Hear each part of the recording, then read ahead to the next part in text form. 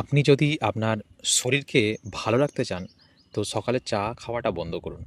আমরা জানি যে চা যেসব জায়গায় হয় আসাম, কেরালা, দার্জিলিং শীতপ্রধান অঞ্চলে হয়। এই জিনিসটা তাদের জন্য তৈরি হয়েছে এবং সেখানে ঠান্ডা প্রধান দেশ, তারা যদি চা খায় তাদের শরীরে কোনো এফেক্ট করবে না। আমরা যেখানে থাকি সেটা হচ্ছে গরম প্রধান দেশ। এখানে যদি আমরা চা খাই তাহলে আমাদের পিত্তরস বেড়ে যাবে। পিত্তরস বাড়ার ফলে আমাদের অ্যাসিডিটি, ব্লাড প্রেশার এসব রোগগুলো দেখা দেবে, যেটা আমরা স্টপ করতে পারবো না।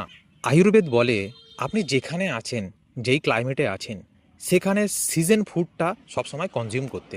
যদি আপনি সেখানে সিজন ফুড কনজিউম করেন তাহলে আপনার শরীরে কোনো এফেক্ট দেবে না, ক্ষতি করবে না।